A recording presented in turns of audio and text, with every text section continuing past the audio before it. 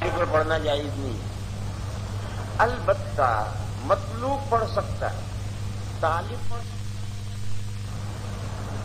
طالب پولیس والے ہیں, مجرم کو پکڑنے کے لیے جا رہے ہیں, یہ پولیس والے طالب ہیں اور وہ مجرم مطلوب ہے.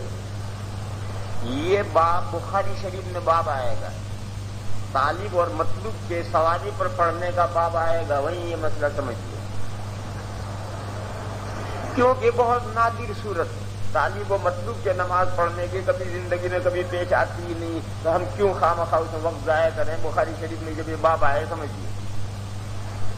یہاں تو جو عام حالات ہیں ان کا مسئلہ بیان کیا جا رہا ہے.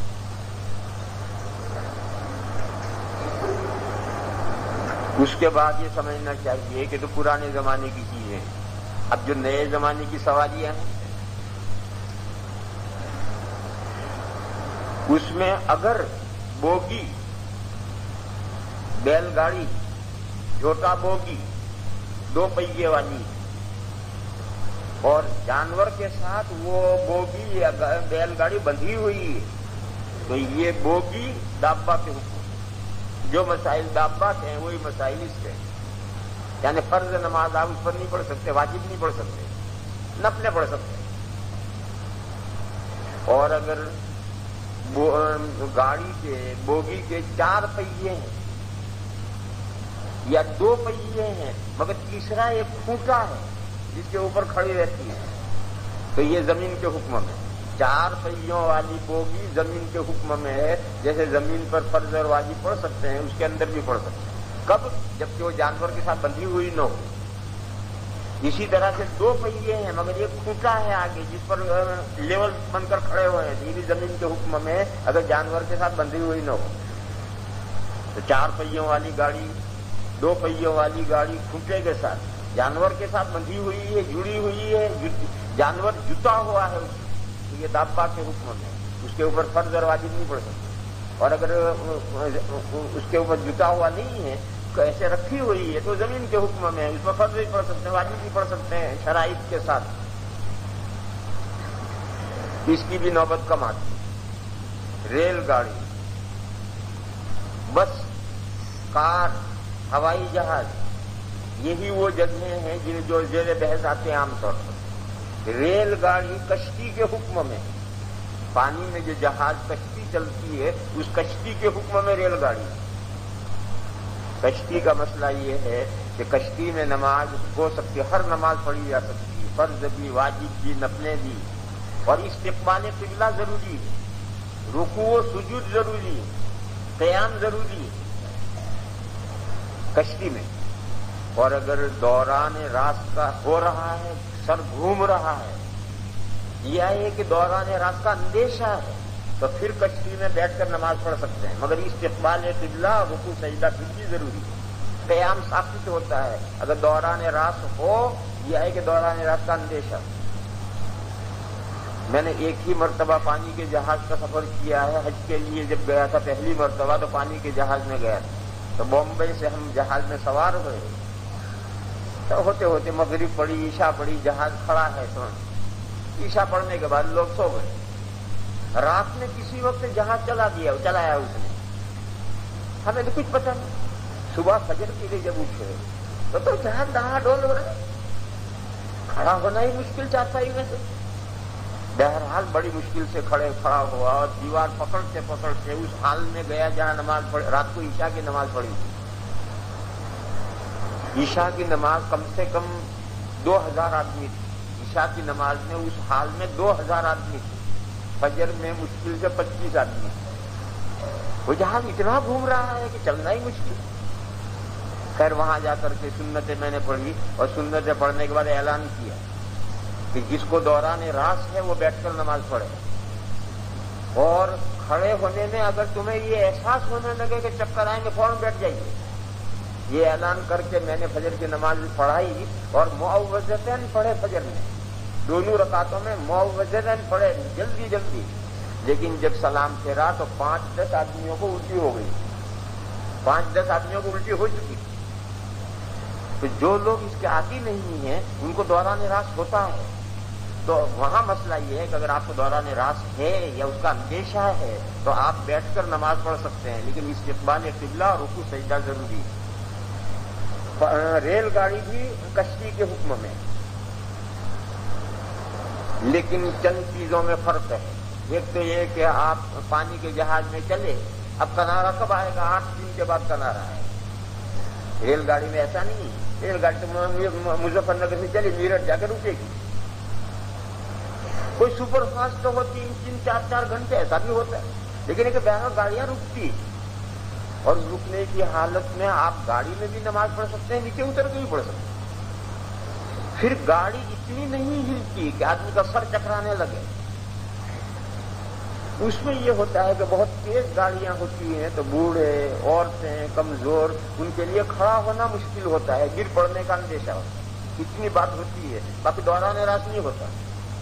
لہذا ریل گاڑی میں ہر نماز پڑھی جا سکتی ہے شرائط کے ساتھ، یعنی استقبال قبلہ ضروری ہے، رکوع سجدے ضروری ہیں، قیام ضروری ہے، اور اگر کھڑے ہونے میں دشواری ہے تو پھر یہ دیکھو کہ گاڑی رکے گی یا نہیں رکے گی۔ نماز کا وقت ختم ہونے سے پہلے رکے گی نہیں رکے گی؟ رکے گی۔ رکے تو اس وقت گاڑی رکے تب گاڑی میں نماز پڑھو یا نیچے اتر کر پڑھو، اب بیٹھ کر نماز پڑھنا جائز نہیں۔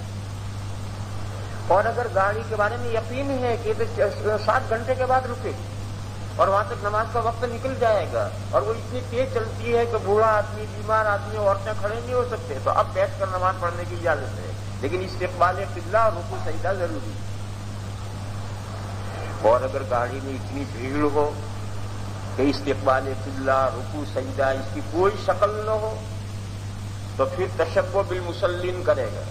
پھر تشبہ بالمصلین کرے گا، جہاں بیٹھا ہے سیٹ پر وہیں بیٹھے بیٹھے اشارے سے نماز پڑھ لے گا، اور پھر اس نماز کا اعادہ واجب ہے۔ جب موقع آئے گا تو اس نماز کو دوبارہ پڑھنا ہے۔ یہ نماز پڑھی ہوئی ہے، صرف تشبہ بالمصلین ہوگا، اور یہ تشبہ بالمصلین مستحب ہے، ضروری نہیں۔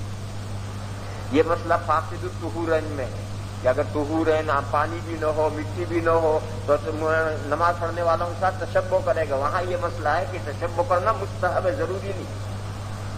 لہذا یہ تشبہ کرنا بھی مستحب ہے۔ اصل تو نماز بعد میں جب موقع ملے اس وقت پڑھنی ہے، یہ بغیر استقبال قبلہ کے، بغیر قیام کے، بغیر رکوع سجدے کے نماز پڑھی ہوئی نماز نہیں ہے۔ یہ ریل گاڑی کے مسائل ہیں۔ لوگ عام طور میں کچھ لوگ اسے نہیں جانتے، وہ سمجھتے ہیں وہ سیٹ پر بیٹھ کے جدھر بھی منہ کر کے پڑھ لی، نماز نہیں ہوتی۔ اس چیز کو سمجھو کہ معذور کے لیے، عورتوں کے لیے، بوڑھوں کے لیے، بیماروں کے لیے کھڑے ہونے کے بجائے بیٹھ کر نماز پڑھنے کی گنجائش کب ہے؟ جبکہ یہ خیال ہو کہ نماز کا وقت ختم ہونے تک گاڑی کہیں نہیں رکے گی۔ پھر اتفاقاً رک جائے وہ الگ بات ہے، سگنل نہیں ہوا اس لیے رک گئی وہ الگ بات ہے، باقی اس کے ٹائم کے اعتبار سے اسے 7 گھنٹے کے بعد رکنا ہے، تو پھر ایسی صورت میں بیٹھ کر پڑھ سکتے۔ لیکن اگر وہ نماز کا وقت ختم ہونے سے پہلے بہرحال رکنی ہے تو پھر بیٹھ کر نہیں پڑھ سکتے۔ پھر جب گاڑی رکے تو نیچے اتر کر پڑھو یا گاڑی ہی میں پڑھو۔ تو نماز اس میں یہ کشتی کے حکم میں، اور کشتی کے حکم میں کیسے کہ وہاں دوران راس کے عذر کی وجہ سے بیٹھ سکتے۔ ایسے یہاں اگر گاڑی نماز کا وقت ختم ہونے تک نہ رکے اور کھڑا ہونا دشوار ہو، نہایت دشوار، تو بیٹھ کر نماز پڑھ سکتا ہے۔ اس اعتبار سے یہ کشتی کے حکم میں ہے، باقی تمام اعتبار سے یہ زمین کے حکم میں۔ کار اور بس دابہ کے حکم میں۔ کیوں؟ وہاں قیام، استقبال قبلہ، رکوع سجدہ یہ تو ممکن ہی نہیں ہے۔ بس میں کہاں کھڑے ہوگے، کہاں استقبال قبلہ کرو گے؟ تو بس یوں جائے گی، یوں جائے گی، یوں جائے گی، ربط میں کھڑے ہونے کی جگہ ہی نہیں۔ یہی حال کار میں ہے، جیسے یہ دابہ کے حکم میں۔ آپ اس میں فرض اور واجب نہیں پڑھ سکتے، فرض اور واجب تو آپ کو نیچے اتر کر پڑھنے ہیں۔ اگر بس نہ رکے تو آپ نماز قضا کریں گے یا تشبہ بالمصلین کریں گے۔ لیکن سنتیں اور نفلیں کار میں بھی پڑھ سکتے ہیں، بس میں بھی پڑھ سکتے ہیں۔ جو دابہ کا حکم ہے وہی اس کا حکم ہے۔ لوگ جانتے نہیں اسے، مسئلے نہیں جانتے کہ یہ کار اور یہ بس دابہ کے حکم میں ہے۔ بیٹھے بیٹھے سوئیں گے، گپ کریں گے، مگر کوئی نفلیں نہیں پڑے گا۔ کیوں نفلیں نہیں پڑے گا؟ اس کو مسئلہ ہی نہیں معلوم۔ اسی طریقے سے مثلا ہم کہیں جلسے میں جا رہے ہیں، راستے میں کار روکی، مغرب کی نماز جماعت سے پڑھ لی یا ایک ویسے ہی پڑھ لی. اب یا تو سنتیں پڑھنے کے لیے رکیں گے یا سنتیں چھوڑ دیں گے. حالانکہ ایسا کرنے کی ضرورت نہیں، آپ نیچے اتر کر مسجد میں یا مسجد کے بغیر فرض نماز پڑھ لیجیے، کار میں بیٹھ کے اپنی سنتیں کار میں پڑھیے. تو جو کار اور یہ ہے یہ سب، لیکن اس میں جو کار چلا رہا وہ نہیں پڑھ سکتا. جو مسافر بیٹھے ہیں خالی اور اچھا جو سیٹ ہے اس کا پاک ہونا بھی ضروری ہے. ہوائی جہاز بالکل زمین کے حکم میں، بالکل سیم زمین کے حکم میں ہے، کیونکہ وہاں کھڑا ہونے میں کوئی دشواری نہیں، وہ تو ہلتا ہی نہیں. ہوائی جہاز ہلتا ہی نہیں. کبھی ایسا ہوتا ہے کہ بادلوں میں آ گئے، اس وقت جھٹکے آتے ہیں، اس وقت فوراً پائلٹ اعلان کرتا ہے کہ پٹے باندھ لو. لیکن ایسا اتفاقاً کبھی ہوتا ہے. باقی فضا صاف ہو تو بالکل نہیں پتا چلتا کہ اب یہ چل بھی رہا ہے. بیٹھے بیٹھے آپ لکھتے رہیے، بے تکلف لکھتے ہیں. تو ہوائی جہاز سے ہلتا ہی نہیں. کھڑے ہو کر چلیے، اس میں کوئی پریشانی نہیں. استقبال قبلہ میں کوئی پریشانی نہیں ہے، جہاں رکوع سجدے میں کوئی پریشانی نہیں. لہذا ہوائی جہاز بالکل زمین کے حکم میں ہے اور ہر کوئی اس میں نماز پڑھ سکتا ہے. جو عملہ ہے جہاز کا، جو عملہ ہے کرو، وہ بھی پڑھ سکتا ہے، جو مسافرین ہے وہ بھی پڑھ سکتا ہے، اور نماز ہو جائے گی، اس کے آگے کی کوئی ضرورت نہیں. البتہ وہاں وضو میں دشواری ہے، لہذا وضو کر کے بیٹھنا چاہیے. ہوائی جہاز میں وضو نہیں کرنی چاہیے. کیوں؟ اول تو ہوائی جہاز میں پانی بہت کم ہوتا ہے، پھر ذرا سا کٹورے جتنا ٹب ہوتا ہے، وہاں اگر وضو کرو گے تو چاروں سے باہر پانی گرے گا، اور پانی گرنا ہوائی جہاز کے لیے خطرہ ہے. اس لیے وہ بہت سختی کے ساتھ، اگر سارے پیسنجر مسلمان ہو جیسے حج کے زمانے میں، تو ہوائی جہاز والے بڑی سختی کے ساتھ وضو کرنے سے منع کرتے ہیں. کیسے منع کرتے ہیں؟ پانی گرم کر دیں گے، اتنا گرم کہ ہاتھ نہیں لگا سکتے، کھولتا کر دیں گے، جاؤ کرو وضو. بہرحال یہ حماقت کرتے ہیں مسلمان کہ ہوائی جہاز ہی میں وضو کرتے ہیں. یہ غلط ہے. یہ ہوائی جہاز میں وضو کرنا، یہ تو سارے جہاز کو خطرے میں ڈالنا ہے، کیوں وہ پانی گرے بغیر بچ نہیں سکتا. اور جب پانی مسلسل لوگ کریں گے اور پانی گرتا چلا جائے گا تو خطرہ ہے جہاز کے لیے. لہٰذا جس کو بیٹھنا ہو باوضو بیٹھو اور وقت ہو جائے پڑھو. قبلہ کیسے معلوم ہوگا؟ خود ہی جو ملازم ہے، عورتیں ہوتی ہیں عام طور ان سے کہو کہ پائلٹ سے پوچھ کر کے آئے کہ ہم کہاں سے چل رہے ہیں. وہ پائلٹ سے پوچھ کر آئے کہ ہم فلاں ملک کے اوپر سے چل رہے ہیں. اس ملک کا آپ کے پاس میں جو قطب نما ہے اس ملک کے نام پر سیٹ کر کے بتاؤ قبلہ بتائے. بس پائلٹ سے اتنا پوچھنا ہے کہ ہم کہاں چل رہے ہیں، وہ بتائے گا کہ ہم ٹرکی پر سے چل رہے ہیں. بس آپ اپنا قطب قبلہ نما نکالیے، اس میں ٹرکی کا جو نمبر ہے اس پر سیٹ کیجیے تو قبلہ بتائے. بہرحال یہ مسئلہ ہوائی جہاز بالکل زمین کے حکم میں ہے. وہاں اگر تمام شرائط کے ساتھ آپ نماز پڑھیں، بے تکلف نماز پڑھیے، اس کے یادے کی کوئی ضرورت نہیں. اب یہ سوال کہ سجدے کے معنی ہیں مٹی پر سر رکھنا، وہاں مٹی کہاں ہے؟ اس کا جواب یہ ہے کہ سجدے کی تعریف قرآن شریف میں آئی ہے. مٹی پر سر رکھنا یہ قرآن شریف میں تعریف آئی ہے، یعنی قرآن میں تو نہیں آئی، تو حدیث شریف میں آئی. حدیث شریف میں بھی نہیں آئی. کہاں سے لائے؟ کہ بحث اللغات میں لکھا ہے. ارے بحث اللغات کا مصنف جو ہے وہ تو اپنے غرض و پیش کو دیکھ کر کے لغات کے معنی لکھتا ہے، اس کے پاس کوئی لغات کے معنی کی وہی آتی ہے. لہذا یہ لغات والوں نے یا وہ فقہ والوں نے جو لکھا ہے وہ اپنے زمانے کے احوال کے اعتبار سے لکھا ہے. پانی کے جہاز میں کہاں مٹی پر سر رکھا جاتا ہے؟ پانی کے جہاز میں کہاں مٹی پر سر رکھا جاتا ہے؟ پانی کے جہاز میں نماز جائز ہے. اور کوئی یہ کہے کہ کشتی پانی کے واسطے سے زمین پر ٹھہری ہوئی، یہی بات یہاں کہہ دیجیے کہ ہوائی جہاز فضا کے واسطے سے زمین پر ٹھہرا ہوا ہے. کوئی یہ کہے کہ فضا کے اندر تو یہ صلاحیت نہیں ہے کہ کسی چیز کو روکے، تو پانی میں یہ صلاحیت کہاں ہے؟ ذرا ایک ڈھیلا رکھ کے دکھاؤ، روک کر پانی کے اوپر ایک ڈھیلا 500 گرام کا ڈھیلا رکھ کر روک کر دکھاؤ مجھے. پانی میں یہ صلاحیت نہیں ہے. اگر ہوا میں یہ صلاحیت نہیں تو پانی میں یہ صلاحیت نہیں. پھر یہ لاکھوں ٹن کا جہاز کیسے رکا ہوا ہے؟ اس کی ہیئت قضائی یوں بنی تھی جو جہاز کی حیت قضائی ہے اس کی وجہ سے رکتا ہے. ہوائی جہاز کی بھی حیت قضائی ایسی بہت جلد بن جانی ہے. میں تو ہو سکتا مر جاؤں، لیکن تم اپنی زندگی میں دیکھو گے کہ ہوائی جہاز کی ایسی حیت قضائی بن جائے گی اور ہوائی جہاز فضا ہی میں اسٹیشن کریں گے، وہیں فضا میں اتریں گے، لفٹ سے پیسنجر اوپر چڑھیں گے، وہیں جو پیسنجر لے کر آگے اڑ جائے گا، وہ زمین پر اتریں گے ہی نہیں. اور یہ تو ہے ہیلی کاپٹر سے ایسے بن گئے ہیں، ہیلی کاپٹر آئے گا اور آ کر رک جائے گا، رک کر وہیں کھڑا رہے گا. تو ہیلی کاپٹر سے ایسے بن گئے ہیں جو فضا میں کھڑے رہتے ہیں. ہوائی جہاز بھی ایسے بننے والے ہیں. اگر تمہاری زندگی اللہ نے لمبی کی تو اپنی آنکھوں سے دیکھو. دنیا کا حال عجیب و غریب ہے. روح المعانی میں یہ لکھا ہے، روح المعانی کے مصنف نے، کہ ہم یہ سنتے ہیں کہ مغرب والے لوہے کی کوئی چیز آسمان میں اڑانے کی کوشش کر رہے ہیں. پھر روح المعانی کے مصنف نے لکھا کہ میرے خیال میں یہ ناممکن ہے، محال ہے، اس لیے کہ لوہا ثقیل ہے، فضا اس کو روک نہیں سکتی. آج روح المعانی کا مصنف زندہ ہو کر آ جائے تو کتنا شرمائے گا اپنے لکھے پر. لاکھوں ہزاروں ٹن کے جہاز اڑتے چلے جا رہے ہیں، اور کتنے اڑتے ہیں، 12 15 گھنٹے مسلسل اڑتے رہتے ہیں. تو آج اگر وہ مصنف زندہ ہو کر آ جائے تو اپنے لکھے پر کتنا شرمائے گا. تو اس لیے دنیا کے احوال کا کچھ پتہ نہیں کیا ہونا ہے. اس لیے یہ اشکال بیکار ہے کہ سجدے کے یہ معنی ہے. میں پہلے بتا چکا ہوں کہ سجدہ نام ہے جسم کے طرف اسفل کے لیول پر آپ طرف اعلیٰ کو لے آئیے. لیول 1 ہو گیا، سجدہ ہو گیا. اس کے لیے مٹی ہونا کوئی کربلا کی مٹی ضروری نہیں.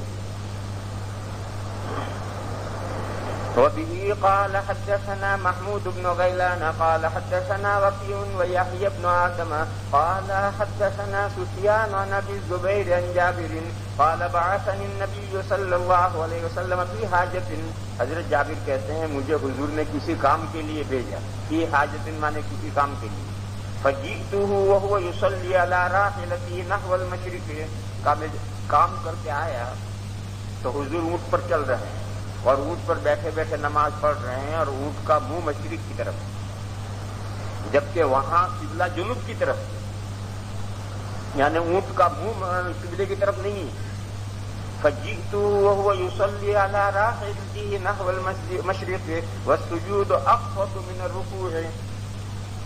رکوع اور سجدے دونوں حضور اشارے سے کر رہے ہیں. رکوع کا تھوڑا کم اشارہ کرتے ہیں، سجدے کا تھوڑا زیادہ کرتے ہیں. وفي الباب عن انس وابن عمر وابي سعيد وعامر بن ربيعة قال ابو عيسى حديث جابر حديث حسن صحيح وروي من غير وجه عن جابر والعمل عليه عند عامة اهل العلم لا نعلم بينهم اختلافا لا يرون بأسا ان يصلي الرجل على راحلته تطوعا، یعنی نفل نماز پڑھ سکتے ہیں، حيث ما كان وجهه الى القبلة او غيرها.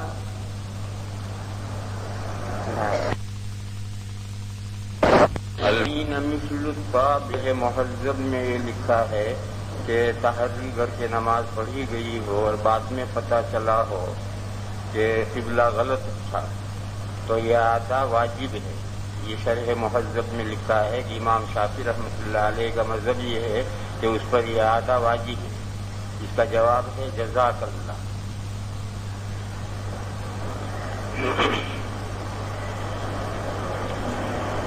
باب ما جاء فی الصلاة. باقی اعتماد کچھ نہیں، جب تک میں خود شرح مہذب میں نہ دیکھوں وہاں تک اعتماد نہیں، مگر وہاں تک کے لیے جزاک اللہ. باب ما جاء فی الصلاة علی الداب. کیوں اعتماد نہیں؟ اس نے عبارت نقل نہیں کی، شرح مہذب کی عبارت نقل نہیں کی، اس لیے پتہ نہیں وہ سمجھا بھی یا نہیں سمجھا. باب ما جاء فی الصلاة علی الداب. باب فی الصلاة الی الراحلۃ. اونٹ بٹھا کر اونٹ کو سترا بنا کر نماز پڑھنا جائز ہے. یہ اوپر جو حدیث آئی تھی کہ اونٹوں کے باڑے میں نماز پڑھنے سے حضور نے منع کیا، اس کے ساتھ اس کا تعارض نہیں. بعض آج عصر کے بعد اسماء حسنہ سنوں گا، آج عصر کے بعد فوراً آؤ اسماء حسنہ سنوں گا اور سب سے پہلے ترجمان کے سنوں گا، کیونکہ میاں مٹھو بنتا ہے. اندر دیکھ کر مجھے بتا دیں، دیکھ کر کے مجھے بتا دیں. یہ سب سے پہلے اس کے سنوں گا لائے ایسا بات سنوں گا، ابھی کہاں فرصت ہے.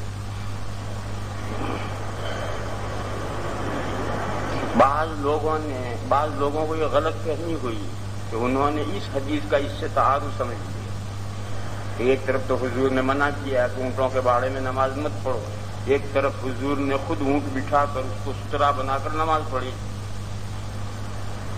تعارض کچھ نہیں. اونٹوں کے باڑے میں جو منع کیا گیا ہے وہ اس وقت منع کیا گیا ہے جب اونٹ مخلا بالتبع بیٹھے، تو اس وقت وہ شرارت کرتے ہیں، ادھر کروٹ لیں گے ادھر کروٹ لیں گے. لیکن جب اونٹ راحلہ ہو یعنی اس پر کجاوا بندھا ہوا ہو اور اسے بٹھا دیا جائے تو پھر وہ صوفی بن جاتا ہے، چپ چاپ بیٹھا رہتا ہے، گڑبڑ نہیں کرتا.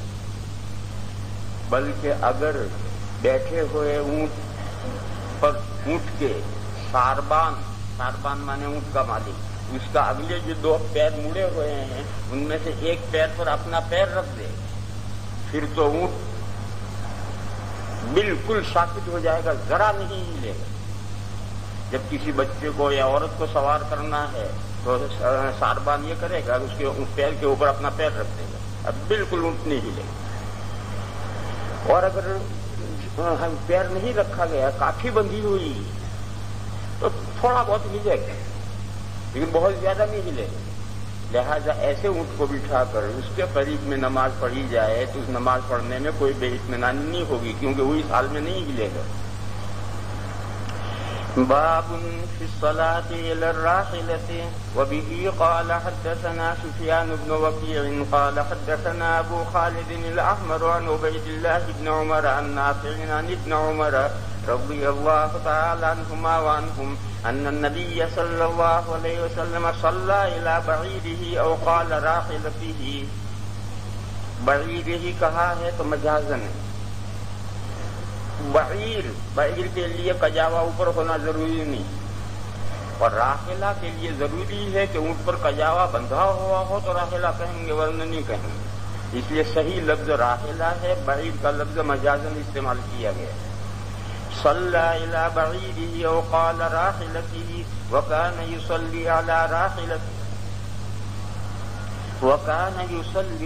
راحلتہ حیثما توجہت بہ.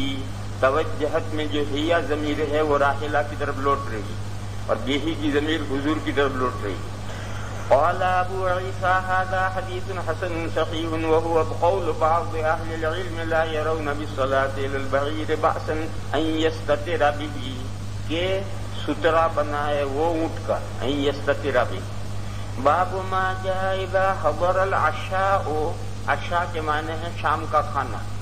اذا حضر العشاء واقیمت الصلاة فابدؤوا بالعشاء. دیکھو دوپہر کا کھانا نہیں لایا جائے بحث، شام کا کھانا.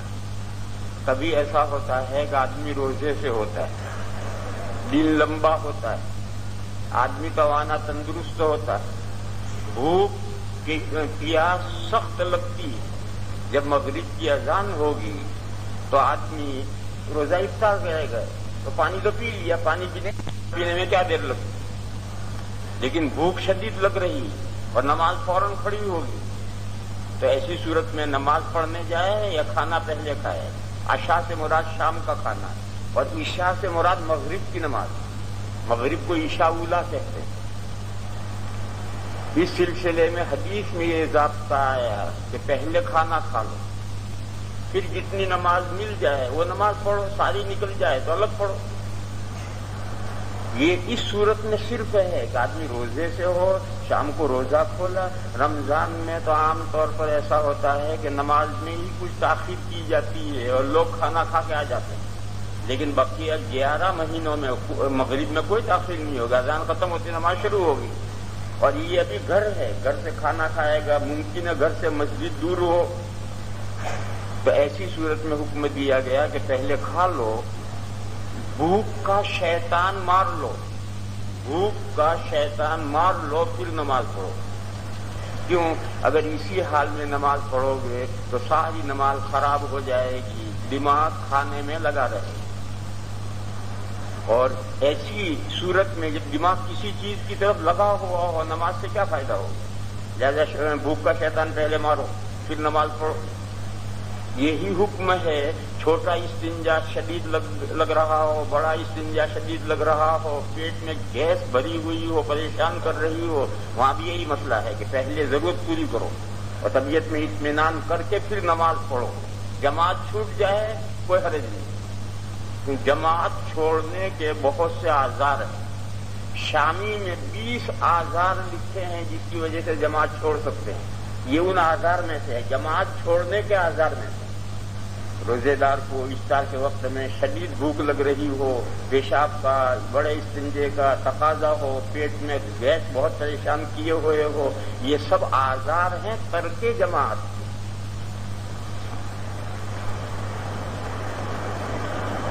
باب ما جاء اذا حضر العشاء وقيمت الصلاة فابدأوا بالعشاء. وبه قال حدثنا قتيبة قال حدثنا سفيان بن عيينة عن الزهري عن انس يبلغ به النبي. اس کا ترجمہ ہے پہنچتے ہیں حضرت انس حدیث کے ساتھ نبی صلی اللہ علیہ وسلم تک. یہ جملہ جو ہے یہ قال رسول اللہ کا مفہوم ادا کرتا ہے. قال رسول اللہ، اس کا جو مفہوم ہے وہی مفہوم اس جملے کا بھی ہے. عن انس يبلغ به النبي صلى الله عليه وسلم قال اذا حضر العشاء وأقيمت الصلاة فابدأوا بالعشاء. وفي الباب عن عائشة وابن عمر وسلمة بن الأكوع وأم سلمة. قال أبو عيسى حديث أنس حديث حسن صحيح وعليه العمل عند بعض أهل العلم من أصحاب النبي صلى الله عليه وسلم منهم أبو بكر وعمر وابن عمر. وبه يقول أحمد وإسحاق. میں نے بتلایا میں نے جس انداز سے حدیث شریف سمجھائی ہے یہ بالکل بدیہی مسئلہ ہے اور اس میں اختلاف کا کوئی سوال ہی نہیں. جس انداز سے میں نے حدیث سمجھائی ہے اس میں اختلاف کا کوئی سوال ہی نہیں. یہ روایتیں سب ترک جماعت کے آزار کے سلسلے کی، اس میں کیا اختلاف ہو سکتا ہے. لیکن امام ترمذی علیہ الرحمہ طرح طرح کی باتیں نقل کر رہے ہیں، سنتے جاؤ سمجھتے جاؤ انہیں. وبه يقول احمد واسحاق يقولان يبدأ بالعشاء وان فاتته الصلاة في الجماعة. اس کا مفہوم یہی ہے کہ یہ صورتحال ترک جماعت کے آزار میں سے. اگر جماعت ہاتھ سے نکل جائے تو نکل جانے دے، اپنی بھوک کا شیطان پہلے مارے پھر نماز اکیلے پڑھ لے. حضرت وقی رحمت اللہ علیہ بڑے محدث ہیں، مگر کبھی کبھی حضرت فقہ میں بھی ٹانگ توڑتے ہیں. فقہ میں کوئی مقام نہیں ان کا، مگر کبھی کبھی حضرت فقہ میں بھی ٹانگ توڑتے ہیں.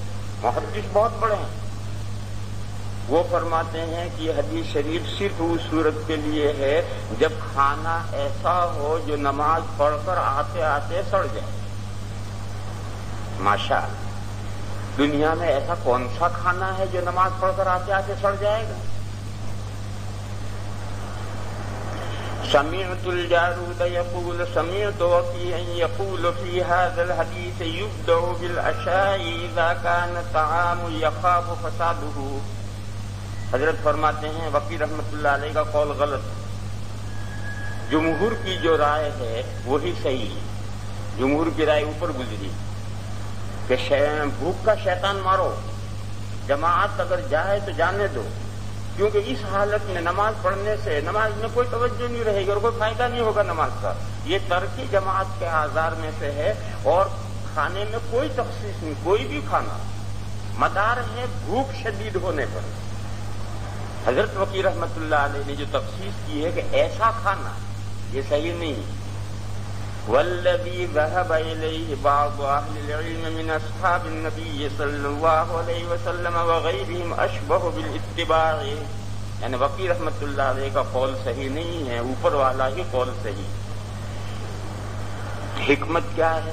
وہی حکمت امام ابو حنیفہ علیہ الرحمہ کا ایک ارشاد مروی ہے، اسے سنو تو حکمت بہت اچھی طرح سمجھ میں آئے. حضرت سے یہ مسئلہ پوچھا گیا کہ کھانا مقدم کرنا نماز پر اس کی کیا وجہ ہے.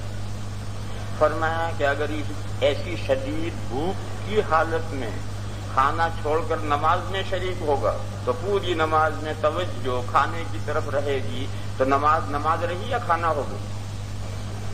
اور اگر جماعت چھوڑ کر کھانے میں لگے گا تو کھاتا رہے گا، دماغ نماز کی طرف رہے گا، تو اس کا کھانا نماز بن جائے گا۔ وَإِنَّمَا أَرَادُوا أَلَّا